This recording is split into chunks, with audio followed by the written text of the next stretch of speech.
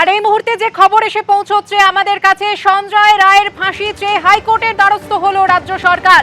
Division বেঞ্চে আবেদন advocate general কিশোর দত্তের। বিস্তারিত জানবো, কথা বলবো আমাদের প্রতিনিধি সৌভিক মজুমদারের সঙ্গে।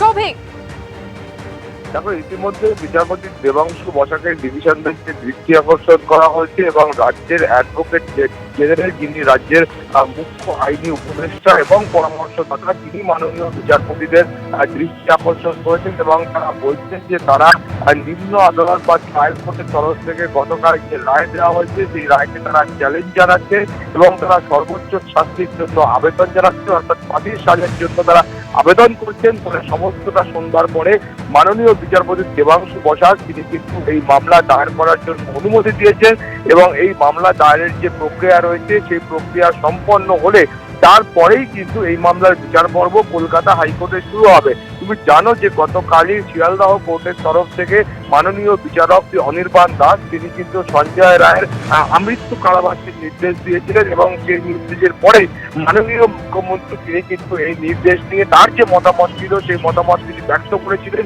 এবং তিনি বলেছিলেন যে সরকার চায় যে এই ধরনের অপরাধের ক্ষেত্রে কি শাস্তি হওয়া উচিত, কঠোর শাস্তি হওয়া উচিত, সেটাই কিন্তু সরকারের অবস্থান বা সরকারের স্ট্যান্ড। ফলে তো সেক্ষেত্রে সরকারের তরফ থেকে যে তারা হাইকোর্টের দ্বারস্থ হচ্ছে সর্বোচ্চ শাস্তির আবেদনকে, সেটা কার্যত গতকালই স্পষ্ট হয়ে গিয়েছিল এবং তারপরে আজকে সকালেই যখন কলকাতা হাইকোর্টের কার্যকালের যে নির্ধারিত সময়সীমা রয়েছে সেটা শুরু হয়, তখন রাজ্যের অ্যাডভোকেট জেনারেল তিনি কিন্তু কলকাতা হাইকোর্টের মাননীয় বিচারপতি দেবাংশু বসাকের দৃষ্টি আকর্ষণ করেন এবং ইতিমধ্যে মামলার দায়েরের যে অনুমতি সেই অনুমতিও কলকাতা হাইকোর্টের তরফ থেকে দেওয়া হয়েছে।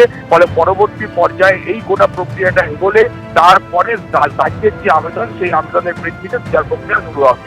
সুকন্যা, ধন্যবাদ সৌভিক। আপনাদের নিশ্চয়ই মনে আছে, গত সপ্তাহে বাঘাযতীনের বিদ্যাসাগর কলোনিতে বহুতল বিপর্যয়ের ঘটনা ঘটেছিল। তার রেশ কাটতে না কাটতে এবার বাঘাযতীনের ছায়া কামারহাটিতে। কামারহাটির 7 নম্বর ওয়ার্ডে নির্মীয়মান বহুতল ফের হেলে পড়ল। আর এই ঘটনায় বহুতল সোজা করতে গিয়ে বিপত্তিও ঘটল। বিস্তারিত জানতে কথা বলে নেব আমাদের প্রতিনিধি সমীরণ পালের সঙ্গে। সমীরণ, সুবর্ণা, যে ঘটনাটি বাঘাযতীনে ঘটেছিল, অর্থাৎ নির্মীয়মান বহুতল, সেই বহুতল হেলে পড়া এবং তারপরে একটি বেসরকারি সংস্থাকে দিয়ে সেটিকে সোজা করার প্রক্রিয়া চলছিল এবং তা থেকে বিপত্তি, ঠিক একই ঘটনা কামারহাটি পুরসভার 7 নম্বর ওয়ার্ডের ধবিয়া বাগান এলাকায়। সেখানে একটি G+4 নির্মীয়মান বহুতল সেটা হেলে গেছিল এবং সেটাকে সোজা করার প্রক্রিয়া চলছিল এবং খবর পেয়ে গতকাল কামারহাটি পুরসভার তৃণমূলের পুর প্রধান গোপাল শাহজাহান এবং বেলগড়িয়ার এসিপি এবং কামারহাটি থানার পুলিশ ঘটনাস্থলে পৌঁছয় এবং কাজ বন্ধ করে দেয় এবং ঘটনায় যে বড়টার বহুতলটি নির্মাণ করছিলেন তার পলাতক ঘটনার পর থেকে এবং পুরসভার তরফ থেকে বলা হচ্ছে যে এই যে বহুতলটি তৈরি হচ্ছিল পুকুর ভরাট করে, সেই বহুতলটি তৈরির ব্যাপারে বারবার পুরসভার পক্ষ থেকে প্রমোটারকে নিষেধ করা হয়েছিল, কিন্তু প্রমোটারের তরফ থেকে কোনো উদ্যোগ নেওয়া হয়নি।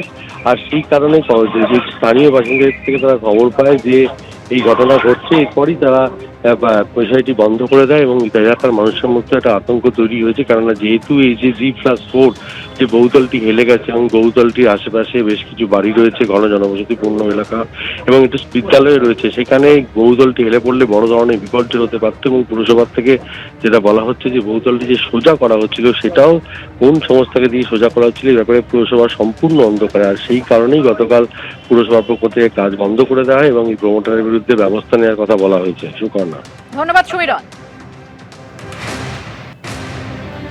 বাঘাযতীনের ছায়া এবার কামারহাটিতে ফের হেলে পড়ল নির্মীয়মান বহুতল। কামারহাটির 7 নম্বর ওয়ার্ডে হেলে পড়ল নির্মীয়মান বহুতল।